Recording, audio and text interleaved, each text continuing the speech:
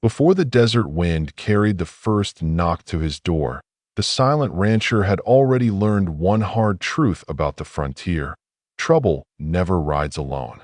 Daniel Whitaker lived 40 miles from the nearest town, on a patch of dry Arizona land where the wind spoke louder than most men. His ranch sat quiet beneath a sky so wide it made a man feel small. A single wooden cabin, a corral, and miles of empty prairie stretching toward the mountains. For years, the only sounds Daniel heard at night were the soft shift of his horse in the corral and the long whisper of wind moving through the dry grass. That night began no different. The sun had fallen behind the red hills, leaving the desert wrapped in a deep blue silence. Daniel sat inside the cabin near the small iron stove, a lantern casting warm light across the rough wooden table. His hat rested on the chair beside him, and a tin cup of coffee cooled slowly in his hand. Outside, the desert waited the way it always did, patient and endless. Then came the knock. It was not loud, just two soft strikes against the wooden door. Daniel lifted his head slowly. Out here, no one knocked by accident. For a moment, he simply listened. The wind moved through the grass. A horse shifted in the corral. Then again, a faint knock against the door. Daniel stood, the chair legs scraping softly across the wooden floor. He stepped toward the door and opened it carefully. The cold desert air slipped inside the cabin. For a second, he saw nothing but darkness and dust in the lantern light. Then something moved. A young Apache girl stood on the porch, swaying on her feet as if the long ride had drained the last of her strength. Her horse stood a few yards behind her, breathing hard from the journey. Dust covered the girl's clothing and her long braided hair, and her eyes carried the tired look of someone who had crossed too many miles without stopping. Before Daniel could speak, her knees gave way. He stepped forward just in time to steady her before she fell onto the wooden boards of the porch. She did not cry or panic. She only looked up at him and reached into a small leather pouch hanging from her neck. Slowly, with trembling fingers, she placed a small piece of silver into Daniel's hand. The lantern light caught the metal as he turned it over. It was an old cavalry medal, worn smooth by years of travel. And carved into the surface was a name Daniel Whitaker had not seen in more than 20 years. His own. The rancher stood frozen for a moment, staring at the medal while the wind moved softly across the dark desert around them. Somewhere far out in that endless land, horses were already riding toward the ranch, though Daniel Whitaker did not know it yet. All he knew was that the quiet life he had built beneath the Arizona sky had just come knocking on his door. The silver medal rested in Daniel Whitaker's hand long after the girl had lost the strength to stand. The desert wind moved quietly across the porch while he looked down at the worn metal reflecting the lantern light. For a man who had spent 20 years forgetting his past, the small piece of silver felt heavier than it should have. Daniel finally lifted the girl gently and carried her inside the cabin. She was light from exhaustion, her boots dusty from miles of hard riding across dry land. He set her down carefully on the wooden chair near the stove and poured water from a tin kettle into a cup before placing it in her hands. The girl drank slowly, her fingers still trembling from the journey. For a moment, neither of them spoke. The only sound in the cabin was the quiet crackle of the stove and the wind pressing softly against the walls. Daniel stood near the table, studying the metal again. The engraving had not changed. His name was still there, scratched deep into the silver many years ago when the frontier was younger and men still believed a promise could outlive the man who made it. The girl finally lifted her eyes toward him. They were dark, steady, and far older than someone her age should have carried. She spoke softly, but her voice was clear. "My father told me to find you." Daniel looked up slowly. "Your father?" he repeated. The girl nodded once and reached into the leather pouch around her neck. She pulled out a small strip of worn cloth and placed it beside the medal on the table. The cloth carried a simple symbol stitched into the fabric, a mark Daniel Whitaker recognized instantly even after all these years. It belonged to a man he had once ridden beside across canyon trails and desert rivers. A man named Dakota. Daniel rested both hands on the edge of the table and stared at the cloth while the lantern light flickered across the room. 20 years earlier, he had been younger, louder, and foolish enough to believe the desert would forget the choices men made beneath its sky. But the desert never forgot anything. The girl watched his face carefully. "He said you would remember," she said. Daniel did remember. He remembered a narrow canyon, a broken horse, and a man who had offered help when he could have simply ridden away. He remembered a long night beside a small fire when two men who came from different worlds had shared water and silence. And he remembered giving that medal away as a promise that someday, if the desert brought their paths together again, the debt between them would be honored. Daniel slowly closed his hand around the medal and placed it back into the girl's palm. "What is your name?" he asked quietly. "Ayana," she answered. The rancher nodded once. Outside, the wind shifted across the dark prairie, carrying a distant sound that had not been there earlier in the evening. Daniel stepped toward the cabin window and looked out across the black desert. At first, he saw nothing. Then, far away beneath the moonlight, a thin ribbon of dust began to rise along the horizon. Horses, more than one. Daniel Whitaker stood very still as the distant riders continued their steady approach toward the lonely ranch in the middle of the Arizona desert.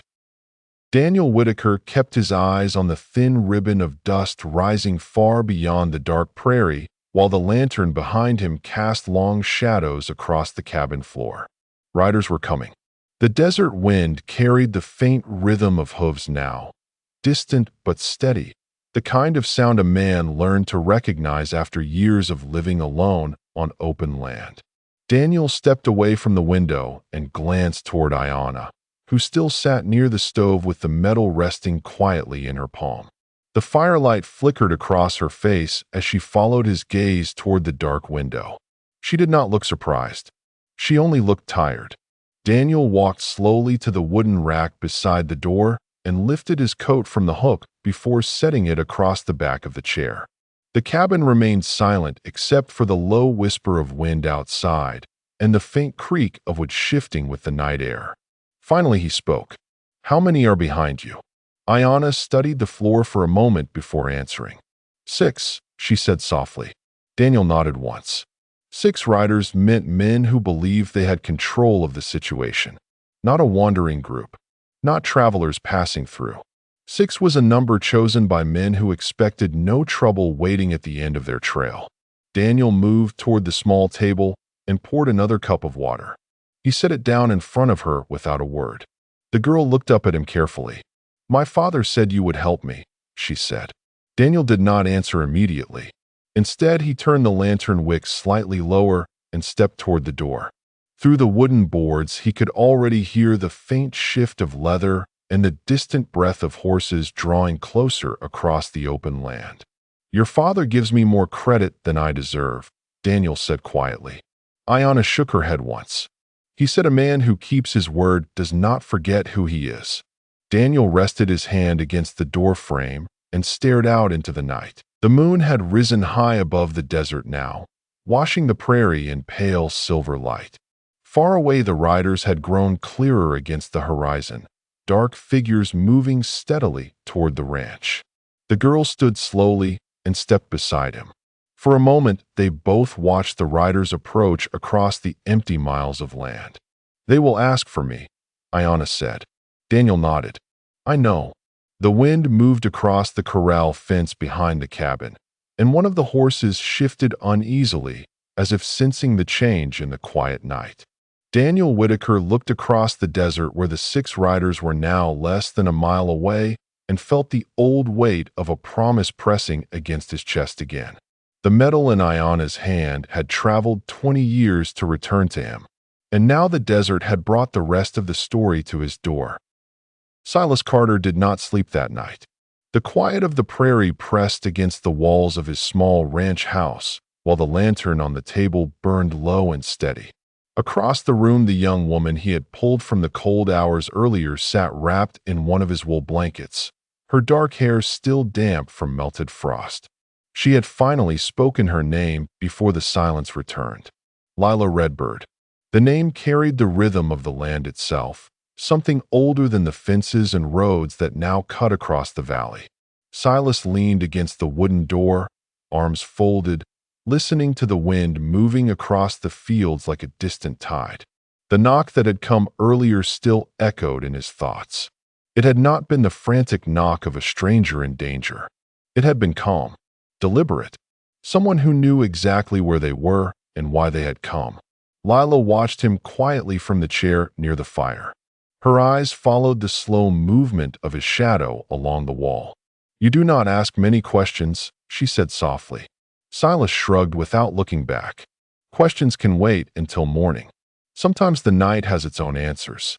She studied him for a moment longer, then lowered her gaze to the steaming cup of coffee he had placed in her hands. "Most men would have turned me away," she said. Silas finally looked at her then. "Most men have neighbors close enough to hear trouble coming. Out here, a man learns to help first and worry later." The faintest smile touched her lips, but it faded quickly when the wind shifted outside. Hoofbeats rolled across the frozen ground, distant but unmistakable. Silas heard them the same moment she did. His posture straightened, the quiet calm in his face replaced by something alert and steady. He moved to the window and pushed the curtain aside just enough to see the ridge beyond his barn. Riders appeared slowly against the pale moonlight, their silhouettes forming one by one along the hilltop. Not hurried, not scattered, they rode in a long line, calm and silent as the winter sky above them. Lila stood slowly, the blanket slipping from her shoulders as she stepped closer to the window. When she saw the riders, her breath caught, not with fear, but with recognition. "They found me faster than I hoped," she murmured. Silas glanced back at her. "Friends or trouble?" She watched the line of riders descending the hill toward the ranch road. "Neither," she said quietly. "Something more complicated than both." The hoofbeats grew louder, steady and unhurried, until the first rider reached the wooden gate at the edge of Silas's property. The man dismounted and approached the house alone, while the others remained behind him in complete silence. Silas opened the door before the rider could knock again. Cold night air rushed inside, carrying the smell of leather and pine smoke. The rider removed his hat, revealing silver streaks in his dark hair and a calm expression shaped by years of leadership. His eyes moved briefly to Lila standing behind Silas before returning to the rancher. "You are the man who opened his door tonight," the rider said. Silas nodded once. Seemed the right thing to do. The man studied him carefully for a long moment, then gave a slow, respectful nod. "My name is Daniel Redbird," he said, "and the woman you sheltered is my daughter." Silas Carter did not move when the man finished speaking. The cold wind carried the quiet sound of horses shifting outside the fence while the riders waited with the kind of patience that came from long years on open land. Behind him, Lila Redbird stood very still, her eyes fixed on the man at the doorway. For a long moment, none of them spoke. Silas finally stepped aside and pushed the door open wider so the lantern light spilled onto the frozen ground outside. "Then you should come in out of the cold," he said calmly. Daniel Redbird studied him again before crossing the threshold. The moment he stepped inside the house, the quiet authority in the room shifted slightly. He moved with the steady confidence of someone used to being listened to. Lila lowered her head briefly in greeting before meeting her father's eyes again. "I told you they would follow the trail," she said quietly. Daniel nodded once, but his attention returned to Silas. "My daughter said you helped her without asking who she was or why she came here. That is not common these days." Silas leaned against the wooden table and folded his arms. A person knocking in the middle of winter usually needs help more than questions. Daniel allowed a faint smile at that answer. Outside, the riders remained mounted in silence like shadows across the snow. "My people waited on the ridge before approaching your land," Daniel continued. "We wanted to see what kind of man lived here before stepping closer." Silas raised one eyebrow slightly. "And what kind of man did you see?" The Apache leader glanced toward Lila before answering. A quiet man who opened his door without fear. That told us enough. The wind rattled softly against the wooden walls while the lantern flame flickered between them. For a moment, the ranch felt smaller than usual, as if the land itself were listening. Then Daniel reached into the inside of his coat and removed a small leather pouch tied with a worn cord. He placed it carefully on the table in front of Silas. "This belongs to you now," he said. Silas looked at the pouch, but did not touch it yet. "I have not done anything to earn a gift." Daniel shook his head slowly. "You did more than you realize. When a stranger protects one of our own without knowing her name, he shows the kind of character that cannot be bought with gold." Lila stepped forward slightly. "I told them what happened here tonight," she said softly. "Every detail." Silas glanced between father and daughter, still unsure where the conversation was leading. Daniel continued in the same calm voice. "For generations, our people have believed that a man reveals his true nature when no one is watching. Tonight, you did not know who Lila was. You did not know that riders would come after her. Yet you opened your door anyway." He paused briefly before adding, "Out there beyond your fence are 30 riders who came because they heard what you did."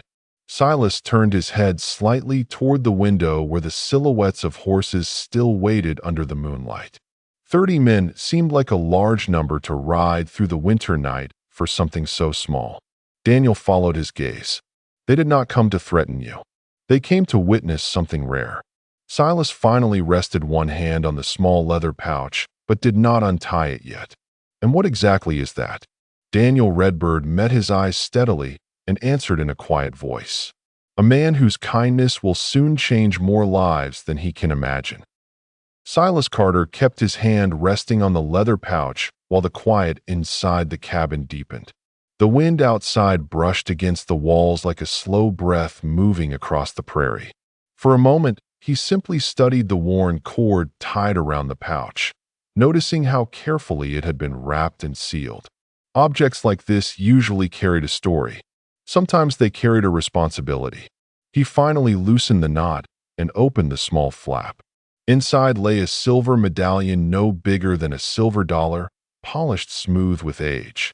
A simple carving filled the center, a circle surrounded by 4 small lines that pointed outward like the directions of a compass. The metal caught the lantern light and reflected it softly across the wooden table. Silas lifted the medallion between his fingers and turned it slowly. "I have never seen a mark like this before," he said. Daniel Redbird stepped closer and rested both hands on the back of the chair beside him. "Few outside our people have," he answered quietly. "That symbol marks a promise older than the ranch fences on this land." Lila moved beside her father and looked down at the medallion in Silas's hand. "It is given only once in a generation," she explained. "Only to someone who proves that their heart is stronger than fear." Silas raised his eyes toward them with a puzzled expression. "I only opened a door tonight." Daniel shook his head gently. Many men would have closed it. The riders outside shifted again in the snow, and the distant sound carried faintly through the window glass. Silas glanced toward the dark shapes beyond the fence line. They rode through the night just to give this to a rancher they have never met. Daniel answered without hesitation. "They came because this land has grown quieter every year. Too many people forget that neighbors can exist even when they come from different worlds." He gestured lightly toward the medallion. "That symbol means our people will remember your name. If trouble ever reaches your ranch, you will not stand alone." Silas lowered the medallion back onto the table, but did not release it entirely. His fingers still rested on the cool metal as he thought about the empty miles that surrounded his property. For years he had believed solitude was the only life left for him. Yet outside his door 30 riders had appeared because of a single decision made in the quiet of a winter night. Lila studied his expression carefully. "You did not expect any of this when you opened the door, did you?" Silas gave a small quiet laugh. "I expected a cold traveler and maybe a long story by the fire." Daniel's eyes softened with understanding. Sometimes the smallest choice becomes the beginning of something larger than we can see. He walked toward the doorway, and paused before stepping outside again. The riders will leave before dawn, but the promise we brought will remain here with you. Silas followed him to the doorway and looked out across the snowy field where the horses waited beneath the pale moonlight. The riders stood calm and silent, watching the ranch house as if witnessing a moment they all understood. For the first time in many years, Silas Carter felt that the lonely stretch of prairie around his home did not seem quite so empty anymore. The riders left just before the first light of morning touched the horizon. Silas Carter stood on the wooden porch with his coat pulled tight around his shoulders while the last of the horses moved across the frozen prairie like dark shadows fading into the pale gray dawn. Their hoofbeats grew quieter with every passing moment until the land returned to the same deep silence it had known for years. Only one set of tracks remained close to the house. Lila Redbird had not ridden away with the others. Silas noticed it when he turned from the empty field and saw her standing near the fence line watching the rising sun. The first light painted the snow with long streaks of gold, and the wind lifted a strand of her dark hair across her face. "You did not leave with them," he said calmly as he stepped down from the porch. Lila turned toward him with a thoughtful expression. "My father said the promise was given here tonight. That means the story of this place is not finished yet." Silas walked across the frozen ground until he stopped beside the fence post where the horses had waited only hours earlier. The wooden rails still held the faint warmth of the animals that had stood there through the night. "I thought that promise meant protection for this ranch," he said. Lila nodded slowly. "It does. But protection sometimes begins with understanding." She looked out across the wide valley stretching toward the distant hills. "For many winters our people traveled through this land without speaking to the men who built homes here. Too much silence grows between neighbors when fear stands in the middle." Silas followed her gaze across the open prairie where the snow drifted between patches of dry grass. "I have lived here almost 10 years and never seen riders like that near my ranch." Lila gave a faint smile. "That was not by accident. We stayed away because we believed the people living here did not want us close." The wind carried the distant cry of a hawk circling above the valley, and the sound echoed across the quiet land. Silas rested one hand on the fence and thought about the years he had spent believing solitude was the safest path left in his life. Yet a single knock on the door had brought riders across the night, and a symbol that now rested in his coat pocket. Lila noticed the way he touched the pocket where the silver medallion was kept. "That mark means more than protection," she said gently. "It means your ranch is now a place where two paths meet." Silas looked at her with curiosity. "Two paths?" She nodded. "The one your people built with fences and barns and cattle, and the older one that runs across this land long before any road was drawn on a map." She paused before adding quietly, "My father believes those two paths may need each other in the years ahead." Silas studied the horizon again where the riders had disappeared. For the first time he noticed how the valley seemed larger than he had ever realized. The land no longer felt like the edge of the world. Instead, it felt like the beginning of something new that had quietly stepped across his threshold during the night. After a long moment, he spoke again. "Then I suppose the first thing this ranch needs is a good breakfast for someone who rode through the winter cold." Lila laughed softly and followed him back toward the cabin while the rising sun spread warm light across the quiet prairie behind them. Morning settled slowly over the ranch as the smell of fresh coffee and warm bread filled the small wooden cabin. Silas Carter sat at the table across from Lila Redbird while the winter sunlight pushed through the window and spread across the floorboards. Outside, the prairie stretched wide and quiet, the snow beginning to soften beneath the growing warmth of the sun. For the first time in many years, the silence of the land did not feel like loneliness. It felt like a pause before something meaningful. Lila finished her cup and looked around the simple room with thoughtful eyes. "You built all of this by yourself," she said. Silas nodded slowly. "Every board and nail. Took nearly 3 years before the place finally looked like a home."